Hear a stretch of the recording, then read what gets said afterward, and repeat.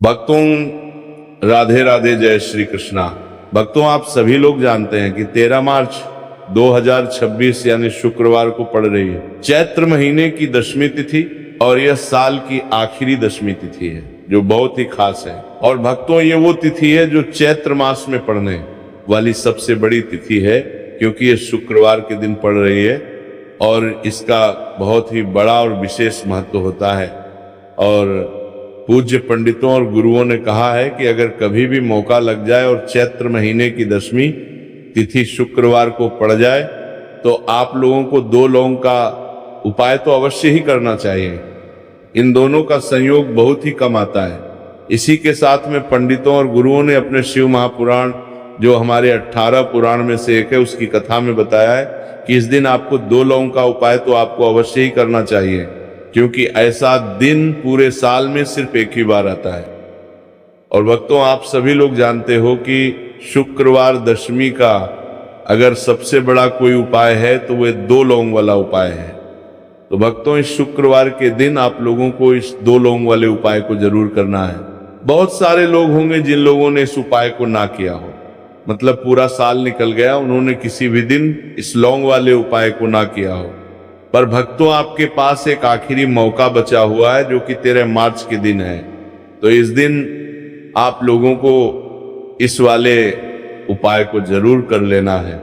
भले ही आपने पूरे महीने भर इस उपाय को ना किया हो, पर अगर आपने इस चैत्र महीने की दशमी तिथि के दिन अगर इस वाले उपाय को कर लिया तो आपको इस उपाय को करने का वह फल मिलेगा जिसकी आपने कभी कल्पना भी नहीं करी होगी। इसीलिए आपके पर में आपको मंदाली लाने वाले, बड़ान करते वाली लोग इस वाले उपाय को एक बार जरूर कर लेना है, ताकि आप लोगों के हाथ से ये मौका ना जा सके और आपको इस उपाय को करने का फल मिल सके। भक्तों, ये उपाय पंडित जी ने अपनी अभी की ही श्री शिव महापुराण की कथा में बताया है, जिस उपाय को आज हम आपको बहुत अच्छे से समझाने वाले हैं। इस वीडियो को देखने के बाद इस उपाय को समझने के लिए आपको कोई और वीडियो को देखने की जरूरत नहीं पड़ेगी। तो चलिए भक्तों, उपाय को शुरू करते हैं। देखिए, ये इस चैत्र महीने के शुक्रवार दशमी के दिन ये इतना खास होता है, इतना महत्वपूर्ण होता है। देखा गया है कभी कभी बड़े बड़े पूजा पाठ अनुष्ठान से जो मनोकामना पूर्ण नहीं होते, वो चैत्र महीने के शुक्रवार के दिन एक छोटे से उपाय करने से ही आपकी मनोकामना पूर्ण हो जाती है। और बहुत सारे लोगों ने इस उपाय को किया भी है और उनको इस उपाय को करने का फल भी जरूर मिला है। अगर आप लोग भी इस उपाय को करना चाहते हैं तो आप इस उपाय को पहले अच्छे से समझ लेना, सुन लेना, उसके बाद करना। आपको इस उपाय का फल जरूर मिलेगा और इस उपाय को कर लेने से आपके घर में चाहे किसी भी प्रकार की दुख और समस्या क्यों ना चलने रही हो, आपको उसका कारण भी नहीं पता है कि भाई ये समस्या किस कारण से चल रही है। उसका कुछ भी कारण हो सकता है, जैसे पितृदोष हो सकता है या किसी भी तरह का मंगल दोष भी हो सकता है। तो इस दिन आप लोगों को यह वाला उपाय कर लेना है। ये एक ऐसा उपाय है जिस उपाय को अगर किसी विशेष दिन पर किया जाए तो भाई उस विशेष दिन का जो है वह तो हमें मिलता ही मिलता है, पर हमने उस दिन पर इस उपाय को किया है तो हमें उससे भी बड़ा फल मिलता है और फल बहुत जल्दी मिलता है, क्योंकि आप इस उपाय को बहुत ही बड़े और विशेष दिन पर कर रहे हो। तो चलिए अब उपाय के बारे में बात करते हैं, लेकिन उससे पहले आप लोगों को यह जानना आवश्यक है कि आखिर ये उपाय किस समय करना है, किसको करना है और कैसे करना है। तो चलिए हम आगे आपको वीडियो में एक एक करके बता देते हैं, लेकिन उससे पहले अगर आप लोग हमारे चैनल पर पहली बार आए हैं या फिर मेरी आवाज़ आज पहली बार सुन रहे हैं तो हमारे चैनल को सब्सक्राइब जरूर कर लेना और इस वीडियो को लाइक करके कमेंट बॉक्स में श्री शिवाय नमस्तुभ्यम ओम नमः शिवाय जरूर टाइप कर देना। तो भक्तों, इस लौंग वाले उपाय को हमें इस शुक्रवार दशमी के दिन कैसे करना है, किसको करना है, किस समय करना है और कहां पर करना है, ये सारे सवालों के जवाब आपको इस वीडियो में मिल जाएंगे। और जो ये वीडियो देखेगा भाई, उसको 2 लौंग वाला उपाय जरूर करना चाहिए। क्योंकि इस दिन लौंग का भी बहुत ही बड़ा और विशेष महत्व होता है। और जब बात आ जाए 2 लौंग की तो ये सोने पर सुहागा वाली बात हो जाती है और ये एक बहुत ही बड़ा उपाय हो जाता है इस शुक्रवार दशमी तिथि का। तो अब भक्तों, इस 2 लौंग वाले उपाय को आखिर करना किसको है, सबसे पहले हम लोग वो बात जान लेते हैं। तो देखो घर की जो बड़ी माताएं बहनें होती हैं, उन माताओं बहनों में से कोई भी एक बड़ी माता बहन इस वाले उपाय को कर सकती है। और भक्तों, अगर आप चाहे तो अपने घर में से सभी सदस्यों को भी इस उपाय को करवा सकते हैं। अगर किसी व्यक्ति की खुद की कोई मनोकामना है, खुद की कोई दुख और परेशानी है जो कि वो अपने लिए ही करना चाहता है, इस वाले उपाय को तो वो खुद अपने लिए भी कर सकता है। बाकी अगर कोई घर में से ऐसा है जो कि अपने पूरे घर परिवार की सुख और शांति के लिए वाला उपाय करना चाहता है, तो भाई वो भी कर सकता है। उसमें भी कोई दिक्कत वाली बात नहीं है। कहने का मतलब यह है कि इस उपाय को हर एक सदस्य भी कर सकता है और पूरे घर परिवार के सदस्य के लिए घर की बड़ी माताओं बहनों में से कोई एक माता बहन भी कर सकती है। माताएं बहनें अगर घर में उपस्थित ना हो या वो ये वाला उपाय ना कर पा रही हो, तो फिर घर का कोई बड़ा सदस्य भी इस 2 लौंग वाले उपाय को कर सकता है, चाहे फिर वो पुरुष ही क्यों ना हो, उसमें कोई भी दिक्कत वाली बात नहीं है। अब भक्तों, इस लौंग वाले उपाय को हमें करना कहां पर है? देखो, हमें शिवलिंग के पास में जाकर करना है। बहुत सारे लोग प्रश्न करते हैं हर एक उपाय को करते समय, क्या हम इस उपाय को घर पर या मंदिर में कर सकते हैं? देखो, तो इस वाले उपाय को आप मंदिर में करोगे तो अच्छा रहेगा, घर पर नहीं करना है इस वाले उपाय को। उसके बाद में भक्तों, जो अगला प्रश्न निकल कर आता है वो ये आता है इस उपाय को लेकर कि आखिर इस उपाय को हमें किस समय करना है, सुबह के समय करना है कि शाम के समय करना है? तो देखो, इस वाले उपाय को आप लोग सुबह के समय भी कर सकते हो और शाम के समय प्रदोष काल में भी कर सकते हो। अब अगर आप पूछो कि भाई सबसे उत्तम समय कौन सा रहेगा इस 2 लौंग वाले उपाय को करने का, तो हम आपसे बस यही कहेंगे कि इस उपाय को आप शाम के समय करेंगे तो ज्यादा बेहतर होगा। बाकी अगर सुबह के समय भी करेंगे तो भी अच्छा होगा, उसमें कोई भी दिक्कत वाली बात नहीं है। तो अब भक्तों, जो अगली सबसे बड़ी और महत्वपूर्ण बात आती है वो ये आती है कि सुबह अगर हम उपाय को करेंगे तो हमें कितने बजे से लेकर कितने बजे तक के बीच में करना है, और शाम के समय प्रदोष काल में करेंगे तो हमें कितने बजे से लेकर कितने बजे के बीच में करना है।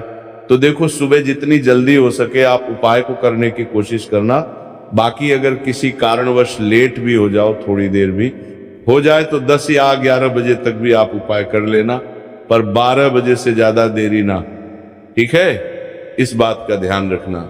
उसके बाद में भक्तों, अगर शाम के समय प्रदोष काल की बात करें, प्रदोष काल का जो समय है होता है वो शाम के 6 बजे से शुरू हो जाता है। मतलब शाम के 6 बजे से लेकर 7 बजे के बीच का जो समय होता है, ये समय प्रदोष काल का समय होता है।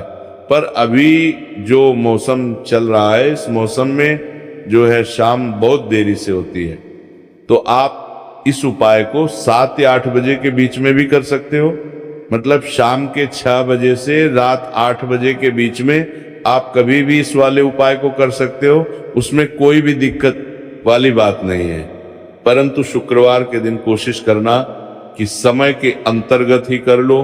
किसी कारणवश ना कर पाओ तो थोड़ा देरी से भी कर सकते हो, आपको उपाय का फल जरूर मिलेगा।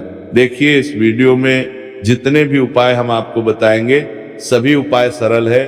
देखो, गुरुजी ने कहा है कि शुक्रवार के दिन आपको चौमुख दीपक वाला उपाय तो अवश्य ही करना चाहिए। वीडियो के अंतिम में आपको उपाय बताया है जो आपको करना है। देखो, आगे बढ़ने से पहले वीडियो को एक लाइक जरूर करें। देखो, सबसे पहला उपाय, यदि आपके जीवन में कर्जा बहुत अधिक है, आपके जीवन में संकट बहुत अधिक रहते हैं, आपके ऊपर बहुत अधिक विपदा आ रही है, बार बार आपको अपने व्यापार में और अपने धन में हानि देखने को मिल रही है, यानी कि आपको प्रत्येक कार्य में हानि हो रही है, तो आपको ये उपाय करना। चाहिए। देखिए, इस उपाय के लिए आपको मात्र 1 लौंग का जवा लेना है, यानी कि 2 फूल वाली लौंग लेनी है। साथ में आपको मात्र थोड़ा सा शहद लेना ना होगा और इसी के साथ में आपको तांबे के पात्र के अंदर शुद्ध जल लेना होगा। अब देखिए, इन सभी सामग्रियों को लेकर के आपको भगवान शिव के मंदिर में पहुंच जाना है। देखिए, ये उपाय आप सुबह से लेकर शाम तक कर सकते हैं।